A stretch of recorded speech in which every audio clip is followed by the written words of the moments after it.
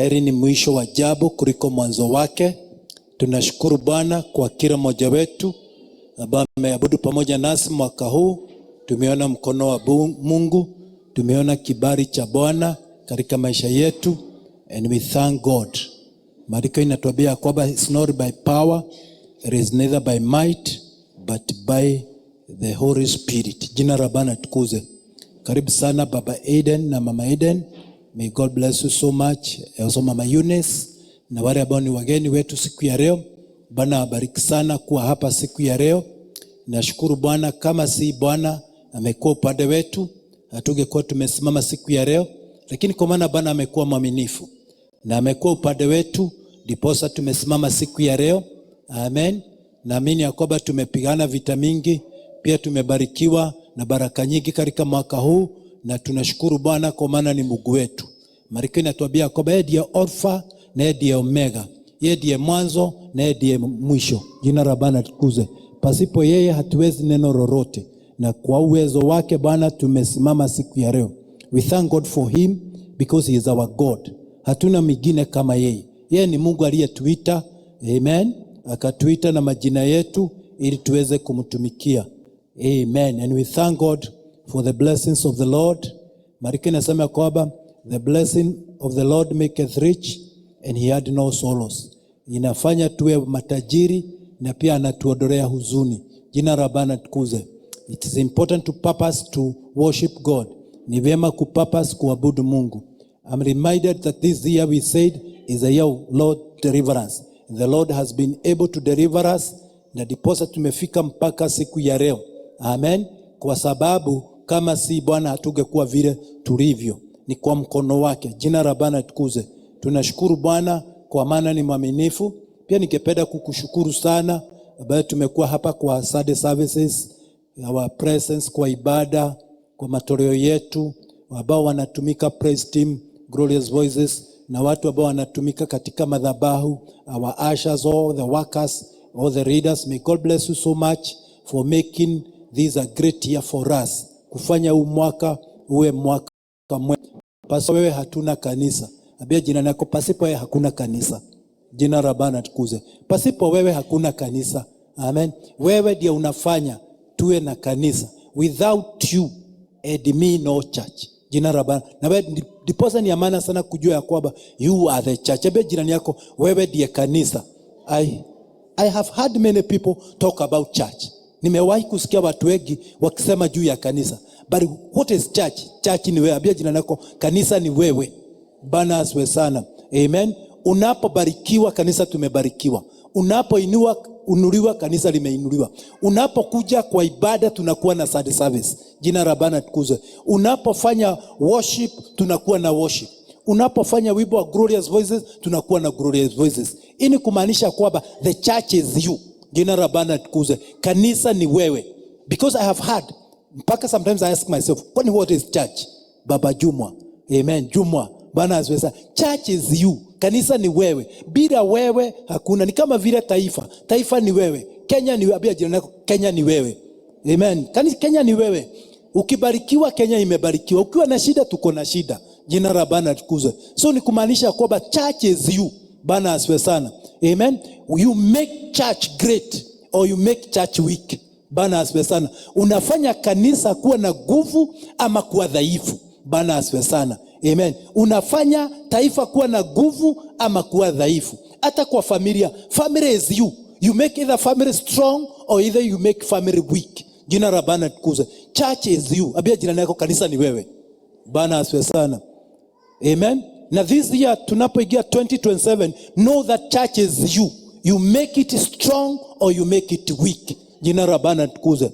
Amen. Derito bila wewe kwa praise team, no praise team. Bwana asifiwe sana. So ukiwa kwa praise team ni nani? Ni wewe.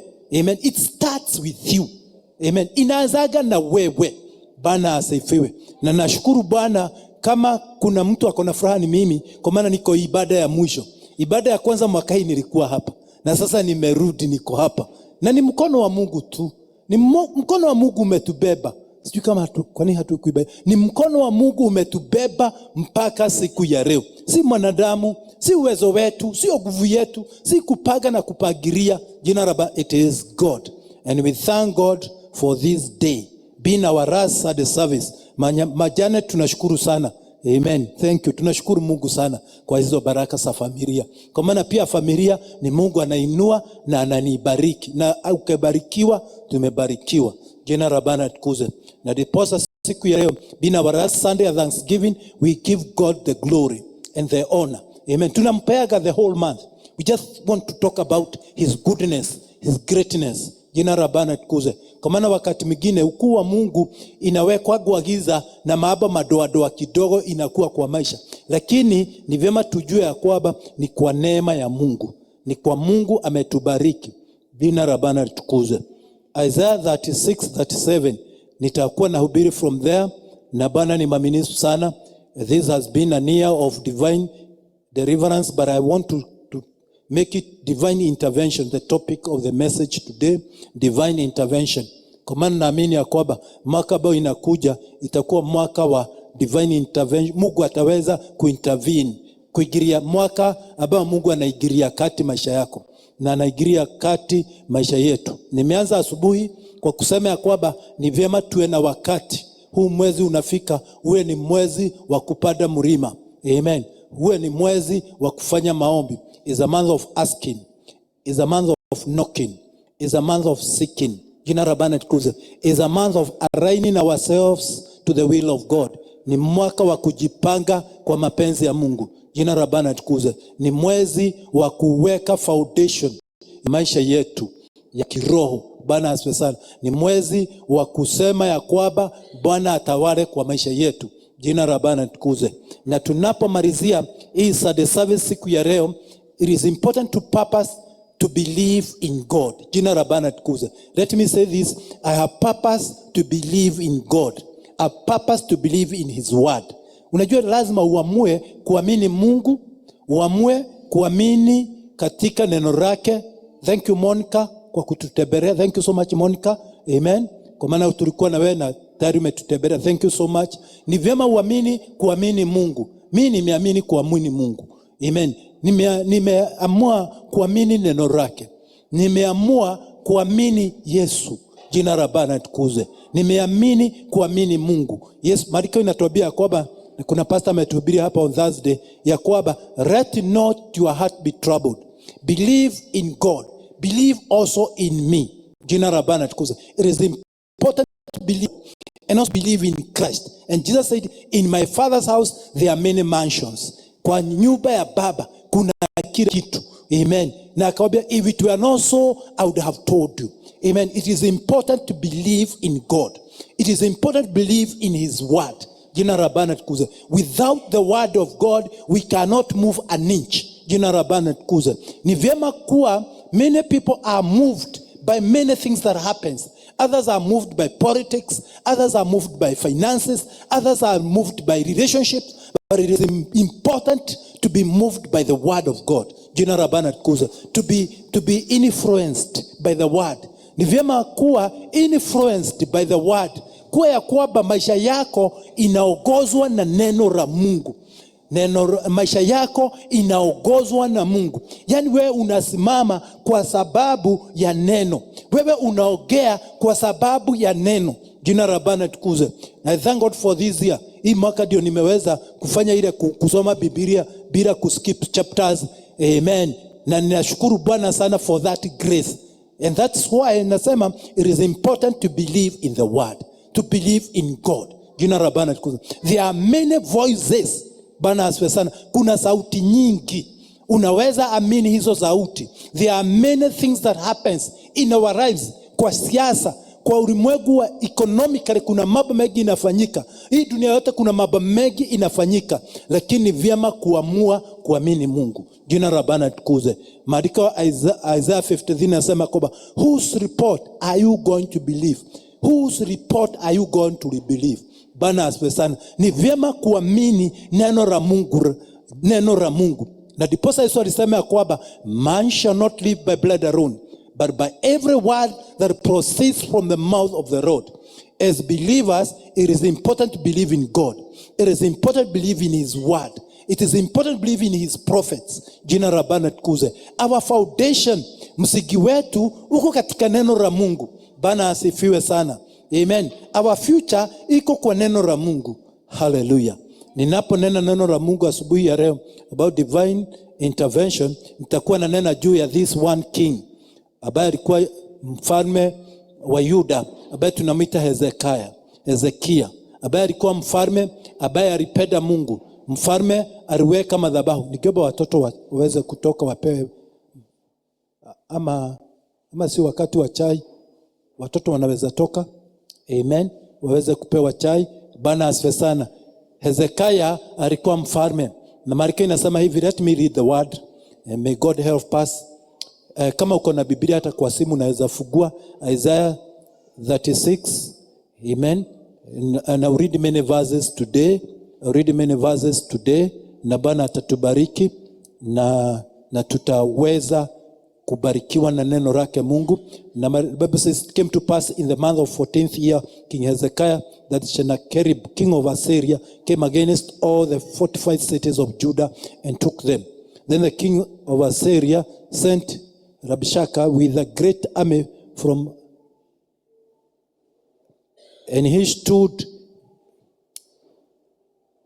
on the highway. Verse 3, Eliakim, the son of Hilkiah, who was over the household of Shebna, the scribe. Verse 4, then Rabshakeh said, say now to Hezekiah, thus says the great king of Assyria, what confidence is this which I knew? Ni vyema uelewe ya kwamba huyu ni mfalme ambaye ni wa Assyria, wa Ashuru. Na huyu mfalme Marko inatuambia kwamba yule amri akamwambia, haya mwambie Hezekiah kwamba mfalme wa Ashuru asema hivi. Haya ni maneno ya mfalme ambaye alikuwa mfalme mkuu, ambaye alikuwa anahudumu huko Ashuru Syria. Na huyu mfalme hakujua Mungu. Mungu alikuwa amembariki, lakini aliongea matukano. Akatukana mtumishi wa Mungu, akatukana Mungu, akatukana watu wa Mungu. Na akawa anauliza, nyinyi ni akina nani? Mnatumainia nani? Anasema, ni matumaini gani hilo mnalo litumainia? Alikuwa anawaambia hawa wana wa Israeli, huyu mfalme Hezekiah ambaye alitumainia Mungu. Kuna sauti ilikuwa inauliza, unatumainia nani? Na anamwambia kwamba mimi nimekuja kupigana na wewe. Amen. Na anamwambia kwamba kama unasema uko na nguvu, hauna nguvu. Hayo ni maneno matupu. Bwana, I'm paraphrasing. Na akamwambia kwamba nitakuja kupigana na wewe. Amen. Verse 7 inasema kwamba kama mnasema mnamtumainia Mungu. Amen. Anasema kwamba but if you say to me we trust in our Lord. Amen. Anamwambia kwamba hata huyo Mungu nasema hata waweza kuwasaidia. Jina la Bwana tukuze. Na Marko inasema verse 10 inasema kwamba have I now come up without the Lord against this great lad to destroy it? The Lord said to me, go against this lad. Na alikuwa na kiburi. Anasema hata ni Mungu amenituma niweze kuangamiza, lakini Mungu hakuwa amemtuma. Jina la Bwana tukuze. Na Marko inasema kwamba huyu mfalme ambaye ni Hezekiah aliposikia hii ripoti ya Rabshakeh ambaye alikuwa jemedari mkuu wa huyu mfalme wa Ashuru. Amen. Senakeribu. Marko inatuambia kwamba yeye mwenyewe alikuwa tu ananyamaza. Jina la Bwana tukuze. Na Marko inasema kwamba akasema, ukiangalia hapo mbele akamwambia kwamba verse 18, beware lest Hezekiah persuade you, the Lord will deliver us. Has any of his gods of the nations delivered from the king of Assyria? Were not the gods? Na nasema ile miungu ile vile alikuwa amepiga mataifa mengi, na vile hakuna mtu ataweza kuwaokoa. Nasoma haya yote ni kwa sababu katika maisha kuna mambo ambayo ni ya kufuru Mungu, mambo ambayo ni ya matukano kwa watu wa Mungu, mambo ambayo inafanya watu waogope. And these are all threats. Jina la Bwana tukuze. They are all threats to the people of God, to the children of God. They are all threats to the man of God Hezekiah ambaye anamtumainia Mungu, mpaka anapewa ripoti ya vile huyu mfalme alikuwa amepiga mataifa mengi, vile alikuwa ameangamiza mataifa mengi. Lakini hao mataifa yote ni vyema uelewe ya kwamba ni mataifa ambayo hawakuwa naabudu Mungu, walikuwa na miungu. Na diposa anasema ya kwamba hizo miungu hazikuweza kuwaokoa, na anawaliganisha na hii nchi ambayo ni ya Mungu, ambao ni wana wa Israeli wa Juda. Jina la Bwana tukuze. Na Marko inasema kwa verse 21, but they held their peace and answered him not a word, for the king command was, do not answer him. Jina la Bwana tukuze. Ningependa uelewe ya kwamba mfalme Hezekiah alikuwa ameambia watu wa Juda, huyo mfalme anapowatukana, amen, huyo jemedari anapowatukana usimjibu, answer him not, amen. Mariko inasema kwamba lakini watu wakanyamaza kimya. Na ningependa kusema ya kwamba kuna wakati wa kunyamaza. Pia jina lako kuna wakati wa kunyamaza. Usijibu adui yako kila wakati. Adui akisema kitu kuna wakati mwingine unanyamaza. Waliambia kwamba usimjibu. Mfalme alikuwa amemwambia kwamba usimjibu. Kuna wakati unanyamaza. Amen. Kuna vita unapigana kwa kunyamaza. Amen. Kwa maana ukianza kuongea na adui atakupaka matope. Amen. Ukianza kujitetea, unajitetea nini? Bana asifiwe. Kuna wakati huwezi jitetea mpaka Mungu akutetee. Na ningependa kusema ya kwamba hii mwezi wa Januari tunapoingia itakuwa wakati wa kunyamaza mbele za maadui, lakini kunena mbele ya Mungu. Jina la Bwana tukuze. They held their peace. Amen. They answered him not a word.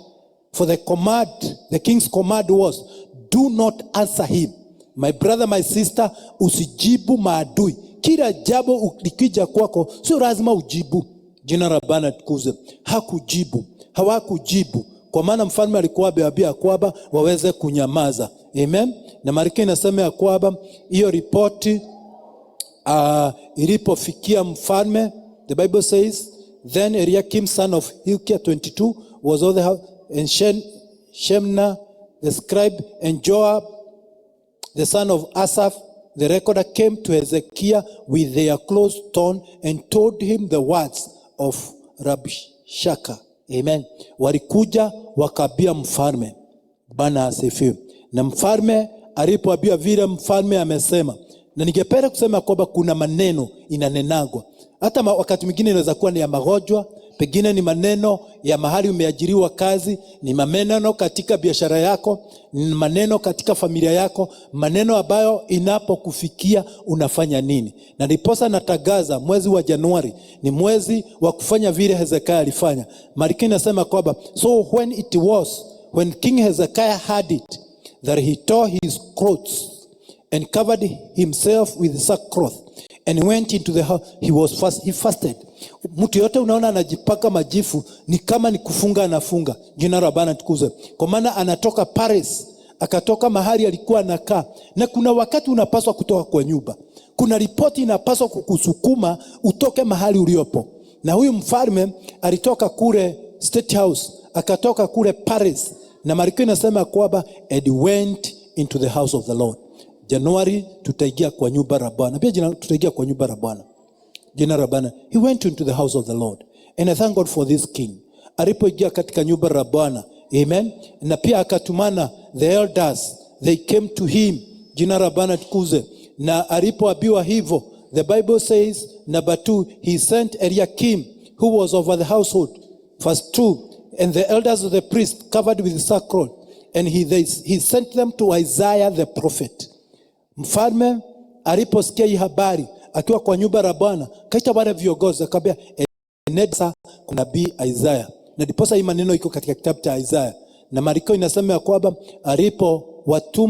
aliwatuma kwa Isaiah, akamwambia enda uambie Isaiah, this day is a day of trouble and rebuke and blasphemy, for the children have come to birth and there is no strength to bring forth. Jina la Bwana tukuze. Unajua wakati anatumana kwa Isaiah, anamwambia kwamba tumefika mwisho, tuko na shida. Jina la Bwana tukuze. Amen. Kwa maana ningependa kusema kwamba wakati unaona kama umefika mwisho, kuna Mungu. Bwana asifiwe sana. Kuna kuaga na Mungu. Biguni kuna Mungu. Na pia sisi ni watu tunajua Mungu. Jina raba. Hezekia hakukaa na ile maneno. Alitumana Isaya akaambiwa. Na Isaya akapelekewa hiyo report. Akaambiwa vile huyo mfalme, vile adui wanapaga. Bwana asifiwe sana. Na Marko inasema verse 6. Isaya akawatuma, akawaambia kwamba go and tell your master. And then mkaambia mfalme, do not be afraid for the words which you have heard.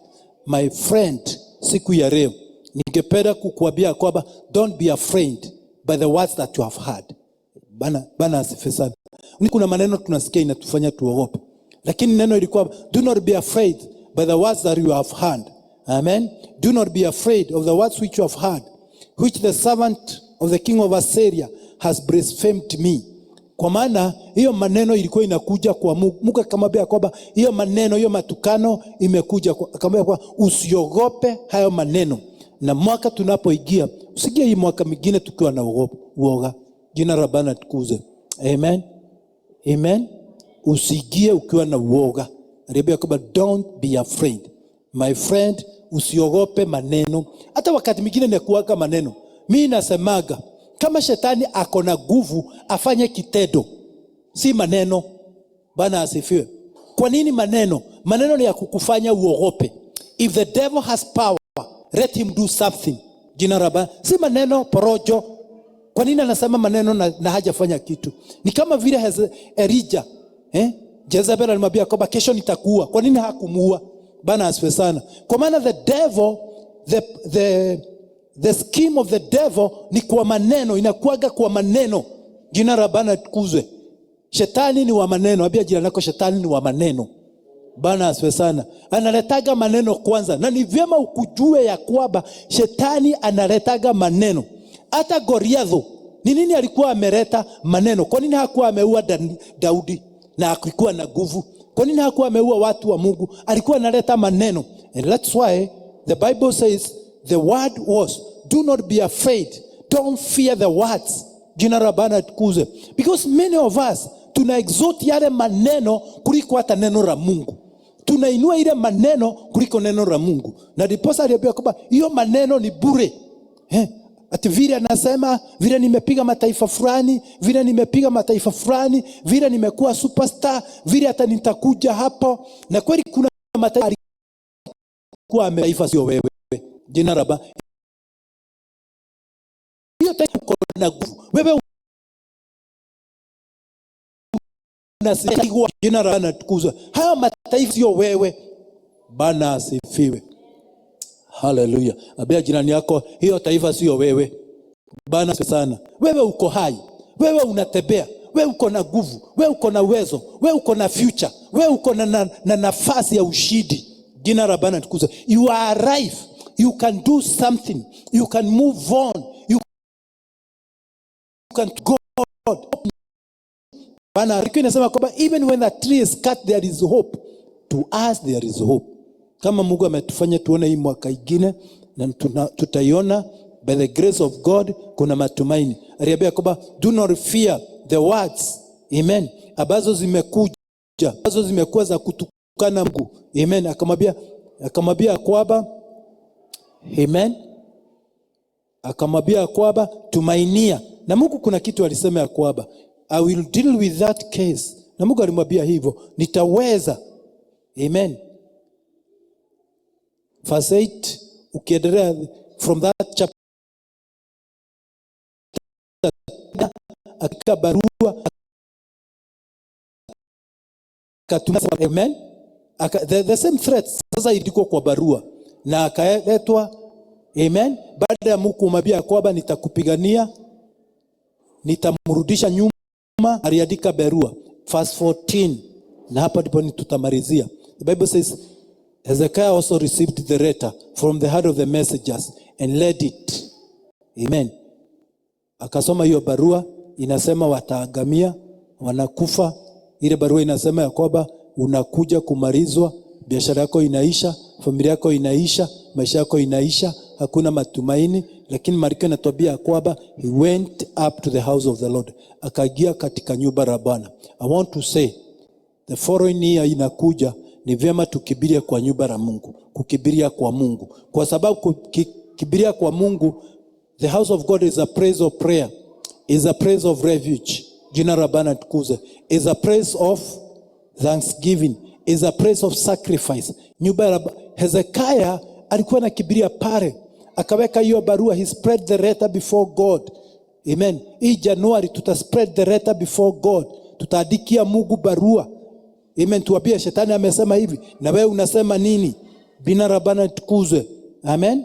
Na ni vema uelewe ya kwamba hata hana mwenyewe, wakati alikuwa anasikia anatukanwa na mwenzake, Simariko inasema kwa aliingia kwa nyumba la Bwana akaweza kuomba. Amen. Alipokuwa anatukano, yule mama alikuwa anatokwa na damu, alisema ya kwamba leo naenda kukutana na Yesu. Amen. Ningependa kusema kwamba imani ambayo inatupatia baraka ni ile imani unasema ya kwamba mimi siwezi lakini Mungu anaweza. Kuja kanisa unamwambia Mungu mimi siwezi lakini wewe unaweza. Huyo mama alikuwa anatokwa na amejaribu, lakini akasema kwamba nimesikia Yesu anapita. Akaenda akamguza. Jina la Bwana tukuzwe. Huyu ni mtu alisema kwamba najua Yesu ako na jibu. Yule alikuwa anaitwa Zakayo. Zakayo alikuwa mfupi. Mariko inasema kwamba aliposikia Yesu anapita hakukaa kwa ofisi, alipanda juu ya mti akasema kwamba nataka kuona huyu Yesu. Jina la Bwana tukuzwe. Ukianza kuchukua hatua ya kutafuta Mungu, ya kusogea kwa Mungu, na Mungu atachukua hatua kukusogea. Ningependa kusema kwamba shida mingi ambayo tunakuwa nayo ni wakati bado hatujachukua hiyo hatua. Hezekiah alienda kwa hekalu, akamwambia Mungu nimekuja hapa. Hii mwaka ingine chukua hatua, ingia kwa hekalu, ingia kwa ushirika, ingia maombi, ingia kesha. Mimi nimeona ya kwamba dunia yote watu wa Mungu, amen, watu ambao wanaamini Kristo, watu ambao wanasema wanampenda Mungu, kuna kitu inawafundisha kutokuenda kwa Mungu. Kuna kitu inatufundisha kutokukaribia Mungu. Bwana asifiwe sana. Shetani angependa tufikiria kwamba we can make it alone. We can do it alone. There is something that comes to us. Inatufanya tusikia kwamba we are independent. Ni kama hatuhitaji Mungu. But Hezekiah, he was a king. Alikuwa mfalme. Amen. Angetafuta wafalme wengine, awapatie mali, awambie kujeni munisaidie, lakini akaamua kwenda kwa Mungu. Kubarikiwa ni yule mtu anayemtumainia Mungu. Jina la Bwana. Kubarikiwa ni yule mtu ambaye anafanya Mungu kuwa ndiye nguvu yake. Jina la Bwana tukuze. Hezekiah kama mfalme alienda mbele ya Mungu, akatafuta Mungu.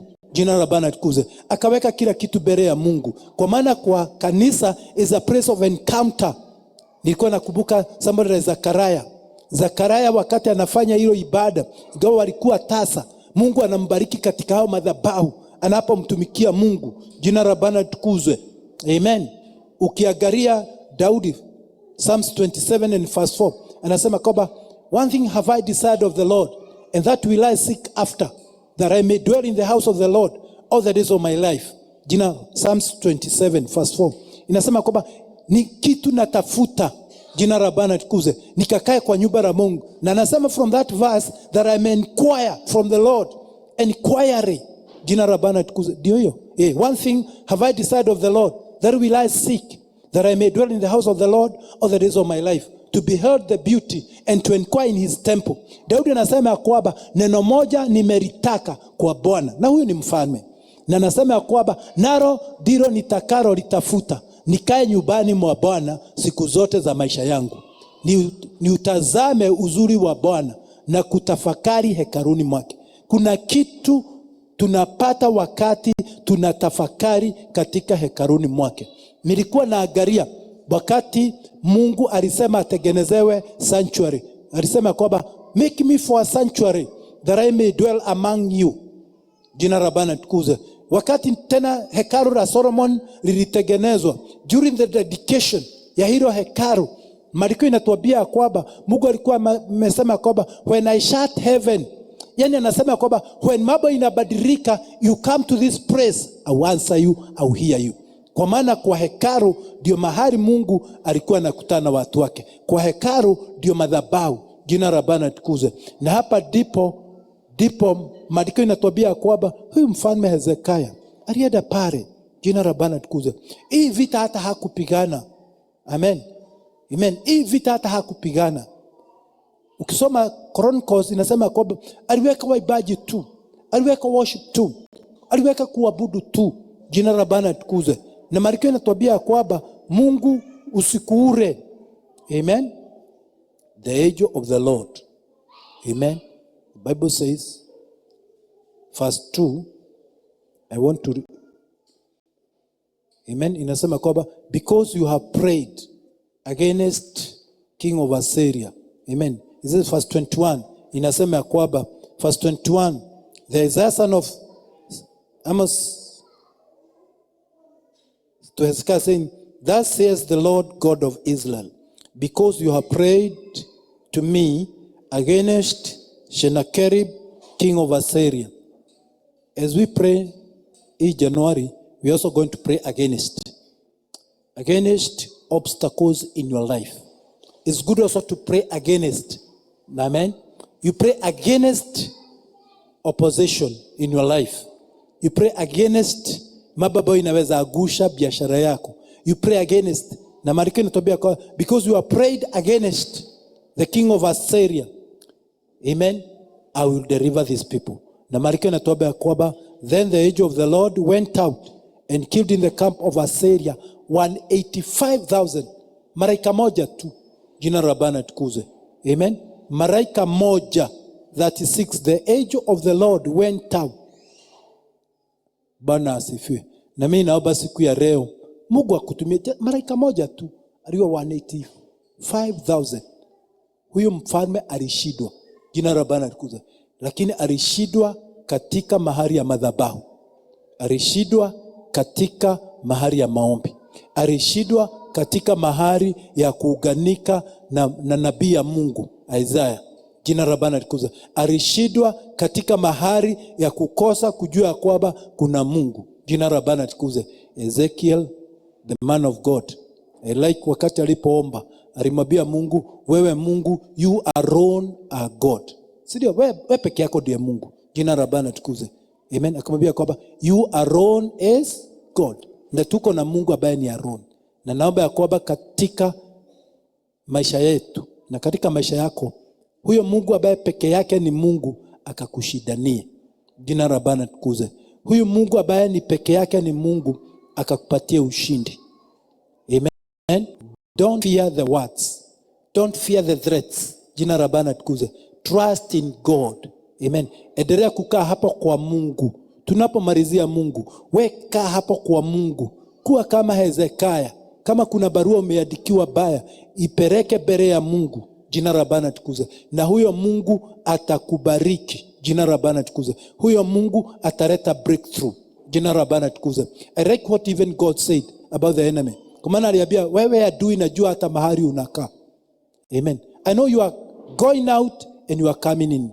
Amen. Mungu pia kwamba nitakuja huko. Amen. Mahali unakaaga. Jina la Bwana. Mungu anajuaga mahali adui yako anakaa. Amen. Na nakamwambia kwamba hata hautaingia katika hiyo city, hata hautapiga mshale hata moja. Jina la Bwana litukuzwe. Bwana asifiwe. Kwa maana kwa Mungu kuna ushindi. Amen. So let us be in the house of God. The next month tuwe kwa nyumba la Mungu. Jina la Bwana litukuzwe. Uwe kwa maombi. Uwe kwa kuamini Mungu. Jina la Bwana litukuzwe. Uwe mahali ambako Mungu atakupigania. Hii mwezi ingine yote, vita yote tumeipeleka kwa madhabahu. Si ndio? Kila kitu tumepeleka kwa madhabahu. Jina la Bwana litukuzwe. Tutoe vita huko, tuipeleke kwa madhabahu ya Mungu. Bwana asifiwe sana. Vita yote tuitoe na huko. Unajua Hezekia ageenda kuandaa jeshi lake. Ageenda kutafuta wafalme wamsaidie, lakini vita yote alipeleka kwa Mungu na Mungu akampatia ushindi. Katika mwaka tunapoenda kumalizia, tutamalizia tukiamini ya kwa God will intervene. Mungu atakupatia nguvu na Mungu atakupatia ushindi. Nikipenda tuweze kusimama na Mungu atubariki sana. Jina la Bwana litukuzwe. We are going to pray against Sennacherib. We are going to pray against diseases. We are going to pray against opposition. We are going to pray against conspirators. Bwana asifiwe sana. Unajua kuna kuwaga na conspiracies ya juu ya maisha yako. Amen. Ya kwamba hawataweza, hawatashinda. Jina la Bwana. Kitu moja shetani anafanya ni kukuletea an evil report ya kukufanya uogope. ya kukufanya ukose kuwa na msimamo, lakini siku ya anakushidania na anakubariki. Amen. So tunapo malizia ibada ya siku ya leo, we believe that we have a God who cares. We have a God who him alone is God. Yeye peke yake ni Mungu. Amen. Yeye peke yake anaweza. Na ndio Hezekia alienda kwa Mungu, akamwambia nimekuja kwako. Wewe peke yako ni Mungu. Wewe ndiye unatupatia ushindi. Wewe ndiye utanishidania. Jina la Bwana tukuze. Na nakwambia kwamba Mungu atakushidania. Amen. Being the last day ya our ibada, pengine uko na jambo ungependa tuombe saa hii. Pia ungependa pia kuingia katika hii maombi. Tunaomba, just come in front. Pengine hauna nguvu, unasikia kama hautaweza kufanya maombi ile tunaomba. Ungependa kuja hapa mbele ni kuombe upate nguvu. Tunapoomba from tarehe 2, na hiyo maombi ya fasting itakuwa vile Mungu atakusaidia. Ukiweza kuomba during the day, you fast during the day, fast during the day. During the night, during the night. Jina la Bwana tukuze.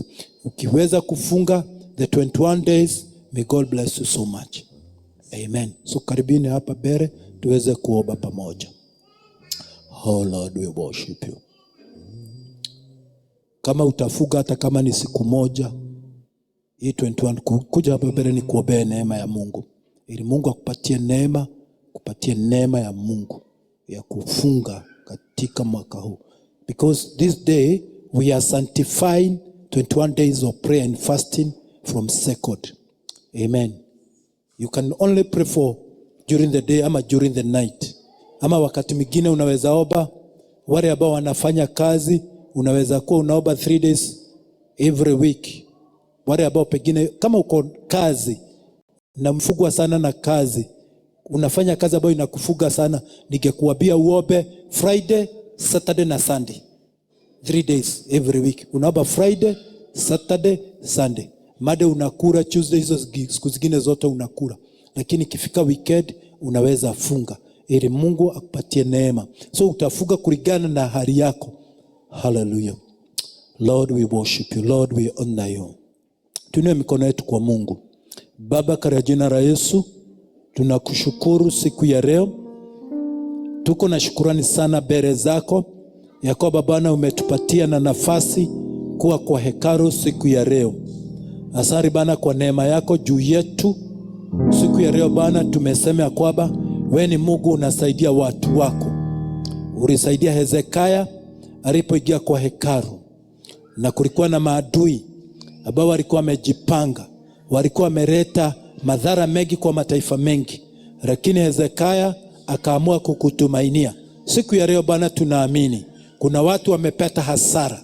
Kuna watu wamepata hasara kubwa kwa maisha yao. Kuna watu wamepata mapigo. Kuna watu wameshindwa, lakini sisi hatutashindwa kwa maana tumeamua kuwa katika hekalu. Baba, nakushukuru kwa huyu dada na huyu ndugu siku ya leo. Tunapotangaza maombi ya kufunga kuanzia tarehe 2, na waombea neema yako. Ya kwamba Bwana utawarida. Ya kwamba Bwana utatushidania. Utatupatia afya njema. Utatupatia nguvu ya kufanya maombi. Watakapoweza kuomba during the day, I pray for grace. Wale ambao wataweza kuomba during the night, I pray for grace. Wale ambao wataweza kuomba during the weekend, I pray for grace. Father, in the name of the Lord, I speak your grace upon our people in the mighty name of the Lord. And Father, in the name of Jesus, kama kuna mmoja wetu ambaye amefamiwa siku ya leo na mapepo na mashetani, siku ya leo natagaza yakaweze kushindwa. You have said it in your word that when the enemy will come like a flood, you shall raise a standard against the enemy, and the tongue that rises against us, we shall condemn that tongue. Father, in the name of the Lord, I want to condemn every tongue that has risen against us. Kila ulimi ambao imeinuka kinyume yetu, we condemn that tongue. Tumeikemea katika jina la Yesu. We condemn that tongue in the mighty name of the Lord. Maneno yoyote ambayo imenenwa kinyume yetu, kinyume ya maisha yetu, kinyume ya familia zetu, kinyume ya kanisa, maneno yoyote ambayo imenenwa juu kinyume ya hii familia, kinyume ya biashara ya ndugu yangu, kinyume ya maisha ya ndugu yangu, haya maneno yote tunaikataa. Tunahesabu hiyo maneno ni bure. tunahesabu ya kwamba haya maneno hayana nguvu, hayana uwezo siku ya leo katika jina la Yesu. Haya maneno yote tumeyagusha, tumeikataa katika jina la Yesu. Tukiwa katika hii madhabahu, haya maneno yote tumeikataa, tumeyagusha, tumeicancel. We have cancelled those words in the mighty name of the Lord. Haya maneno yote, we declare those words null and void. Tunasema haya maneno ni bure, haya maneno haina nguvu katika maisha yetu, katika watoto wetu, katika jina la Yesu. Haya maneno yote tunaikataa katika jina la Yesu, because Father, we believe in your word. Umesema katika neno lako, when a son will ask for a bread, hautampatia mawe. We ask you for bread, we ask you for victory, we ask you for breakthrough, we ask you for financial breakthrough katika maisha yetu, we ask you for good health katika maisha yetu, in the mighty name of the Lord. Maneno yoyote ingine imeandikwa mpaka na madaktari, haya maneno yote tunahesabu kuwa ni bure. We declare those words null and void. And Father, in Jesus' name, I speak health. I speak health of our people. I speak health of our people in the mighty name of the Lord. We speak health of our bodies in the mighty name of the Lord. The Bible says that you sent your word and your word healed them. And Father, in the name of the Lord, I speak healing over my brother. I speak healing over my sister in the mighty name of the Lord. And I declare that we are healed. I declare that we are whole in the mighty name of the Lord. Hata wale ambao ni wagonjwa wengine wako nyumbani, the Bible says that you sent your word and your word healed them. In this altar, we speak healing to our people in the mighty name of the Lord. Tunanena uponyaji juu ya watu wetu katika jina la Yesu Kristo. Baba, katika jina la Yesu, kama kuna mahali mapepo imejinua, siku ya leo mapepo yote iko chini yetu. You have said it in our word. Tutakanyaga mapepo, tutakanyaga mashetani, tutakanyaga mascorpion. We tread upon, we step upon scorpion and snakes in the mighty name of the Lord. Tunakataa mpango wa mashetani hata juu ya watoto wetu. Tunakataa mpango wa mashetani katika jina la Yesu Kristo. And we speak victory.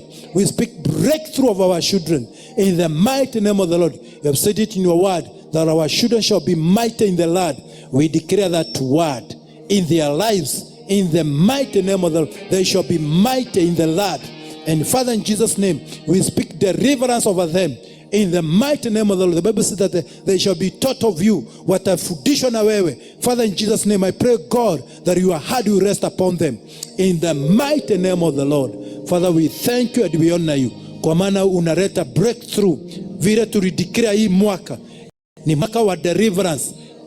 Father, in Jesus' name, we speak deliverance of our families in the mighty name of the Lord.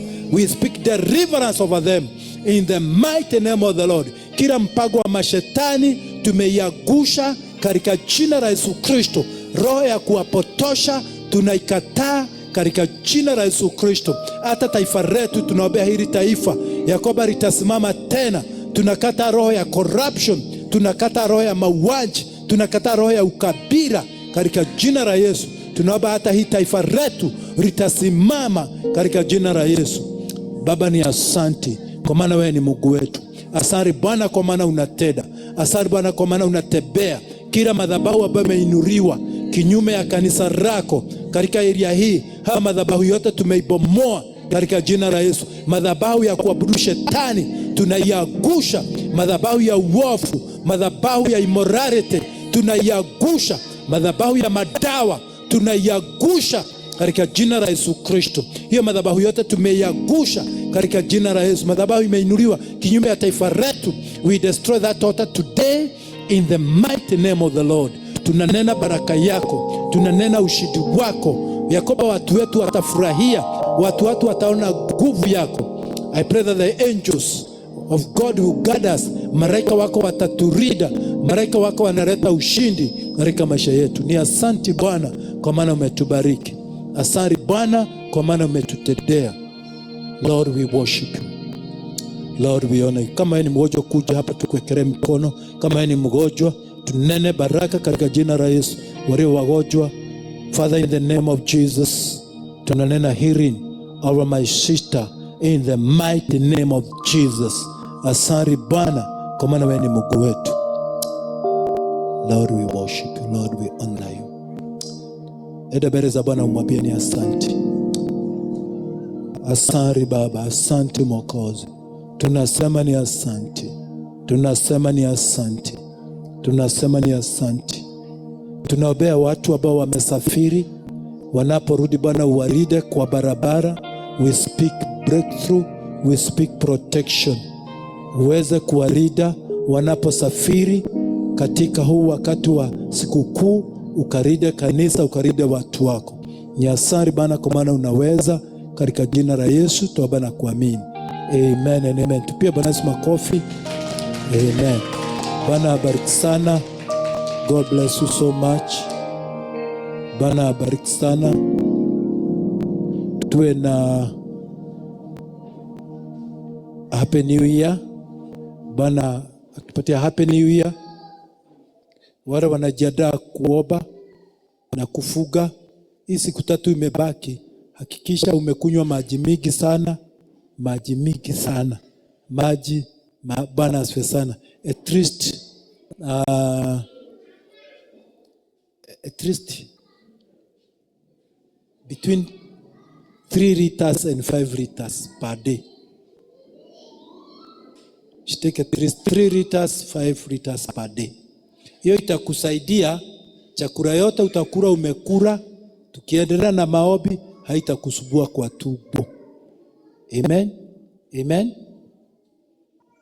Especially watu ambao mmegano sana, hakikisha umekunywa maji mingi, ili tukianza maombi tarehe 2 hautakuwa na shida ya tumbo. Take a lot of fluid, maji mingi. Amen. Na maji ni dawa. Amen. Hiyo itakusaidia na utaweza kubarikiwa. Bwana asifiwe sana. So Bwana abariki sana. Every day kuanzia tarehe 2 kuja hapa uombe, hata kama ni 1 hour. Wanaoenda kazi mapema unaweza kuja saa 10 uombe masaa 2 alafu uende kazi. Jina la Bwana tukuze. Wale wako kazi pia unaweza kujia hapa jioni uweze kuomba. Hii maombi ni personal. Lakini kila wakati nikiwa hapa ama tukiwa hapa tutakuwa tunafanya maombi ya pamoja in the evening. In the evening, wale ambao hawezi kujia evening saa 7, especially wa mama, wale ambao hatuwezi kujia usiku saa 7 pia tutakuwa hapa tunafanya maombi ya pamoja saa 7 lunch hour. Si ndio? Amen. Lakini itakuwa between saa 8 na saa 8 na nusu itakuwa hapo, ndipo tunamalizia. Na Mungu awabariki sana. Amen. Amen. Bwana asifiwe. Na tuko na ushindi mwaka huu. Na Bwana abariki sana. Tunaweza simama tusalimiane. Na pia naamini ya kwamba there is a cup of tea for all of us. Grace ananikumbusha that first kesha iko hapa. Hata hiyo sitakai kutangaza. Kwa maana hiyo kesha mtu wote anakujaga. Kama kuna kesha ambayo I don't value so much in hiyo ya that first. Lakini tutakuwa hapa. That first tutakuwa hapa na kesha. Amen. Na hiyo kesha tutaomba kuanzia saa 4. Nataka tuombe namna gani? Mpaka saa ngapi Beatrice? Na? Saa 11. Tuombe mpaka asubuhi. Amen. Nimekubaliana na nyinyi. Bwana asifiwe sana. Na nitakuwa ninakuangalia siku hiyo. Amen. Tutaomba kuanzia saa 4. Tukifika turukishe mwaka alafu tuendelee. Bwana asifiwe sana. Amen. Tunatakaga hiyo ya kuendelea mpaka asubuhi ili mtu asishindwe na kurudi nyumbani, si ndio? Najua hiyo that first haikuagi siku mingi hata ya kusafiri usiku. So tutakuwa hapa. Tutakuwa na maombi. Amen. Tukirukisha mwaka tutaendelea na maombi na kuamini. You pray for yourself. Amen. Mpaka saa 10. Amen. Tutamaliza saa 10 mpaka saa 10. Jina la Bwana tukuze na Bwana atubariki sana. Amen.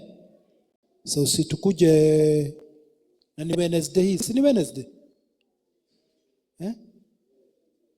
Wednesday jioni from saa 4 mpaka saa 10. Amen. Na Bwana abariki sana.